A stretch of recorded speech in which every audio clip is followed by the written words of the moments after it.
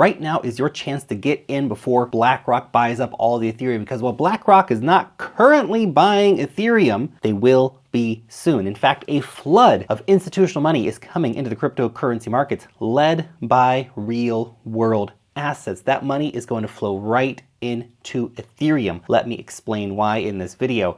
Now, recently, Ethereum completed its Shanghai upgrade that allowed for staking withdrawals. And while many thought that this would lead to some kind of complete unstaking Armageddon and that ETH was going to zero because of that, the opposite actually ended up being true, which is super fascinating. In fact, staked Ethereum hit a new all-time high the other day after staking unlocks happened. Why would this be the case? Well, it's very simple. There is now certainty that if you put your ETH into the staking contract, that you can get it out again one day. There is a logical, rational, and transparent process on how that can happen. But why would big money investors at BlackRock want Ethereum anyway? Well, think of it like this. Ethereum is the ultimate native crypto bond. If you are bullish on Web3, DeFi, gaming, NFTs, other blockchains, most of which of course are Ethereum compatible, layer 2s, stable coins, or really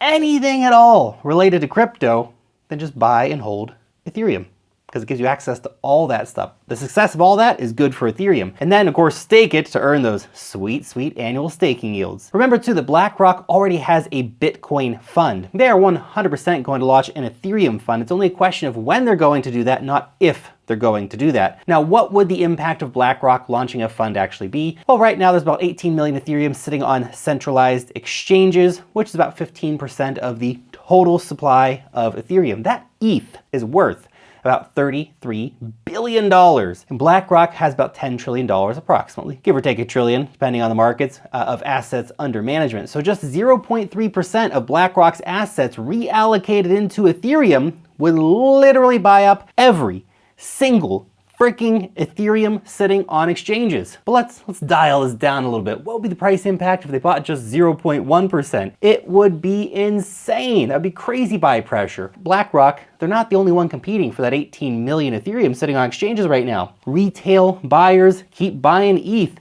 Fidelity is now offering Ethereum to their 37 million freaking customers. Each of those people can only have half an Ethereum, right? And Ethereum staking, it's like a black hole that's gonna suck in millions more ETH. Remember, if we double the rate of staking from the current 16% or 32%, that's all the ETH on exchange is gone once again. So while BlackRock may be the biggest player in this game, they still have to compete for ETH just like everyone else. They're not the only player providing demand, but their demand could be game changing. By the way, smash that thumbs up button if you are not going to sell your Ethereum to BlackRock. Now, before we talk about why I am certain that BlackRock is going to go balls deep into Ethereum and why this bull market is going to be crazier than most people can probably contemplate, I wanted to let you know about my weekly newsletter. It's called Wealth Mastery. Look, every week, my team and I, we spend about 40 freaking hours creating an alpha-packed 10-minute email for you covering altcoins, DeFi, airdrops, charts, and much, much more. So look, I get it, right? You got the wife, you got the kids, you got the job. Life's damn busy, right? But you still want to get all that need to know info in the crypto market so that you can succeed and stay up to date.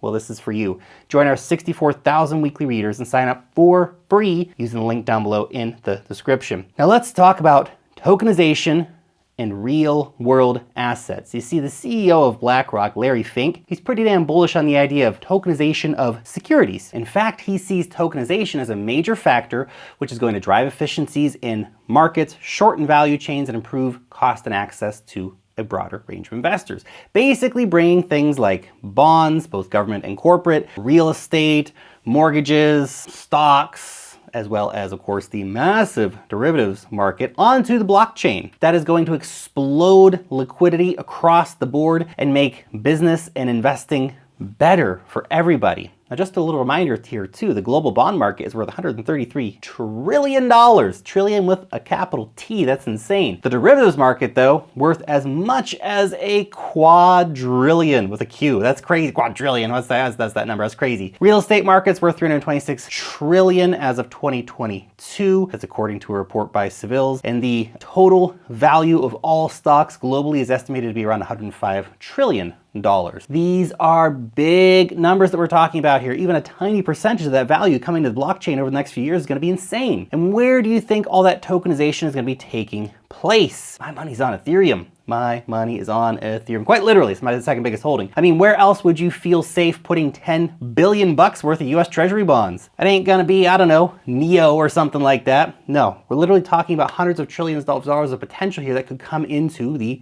second biggest blockchain in the world and the leading smart contracts platform, right? The blockchain world via tokenization is going to change everything about ownership and the transfer of assets. All this paves the way, of course, for a bull market led by the world's biggest financial institutions like BlackRock, like Fidelity, like JP Morgan, and others. This is going to be the institutional money bull run. And I know last bull run, we got some institutions starting to dabble, right? But this is going to be next level, right? And BlackRock's not alone. Longtime Ethereum user JP Morgan, cursed be their name, is also mega bullish on the launch of tokenization for real world assets. You know, they just happen to be the third biggest bank in the freaking world, after of course China's two state-owned banks. They are telling you that tokenization of everything is going to happen.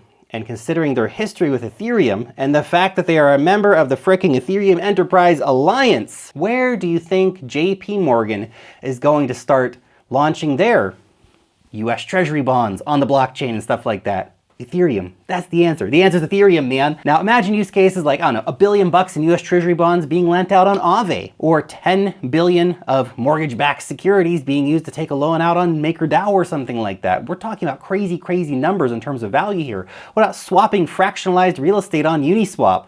That's coming. And while Ethereum is going to be like the nexus for all this innovation, we're also going to see layer 2s like Arbitrum and Optimism benefit from this, as well as DeFi protocols, which stand to benefit massively. And of course, none of this happens overnight, right? Maybe we get to a $10 trillion market cap in the next bull run with the first big cohort of really big money players bringing the first major iterations of real world assets into the blockchain world. Then in 2028, that bull run, that's when things are gonna get really crazy. We'll probably see tens of trillions coming on chain. Okay, that's it. Subscribe now. I'll see you next time.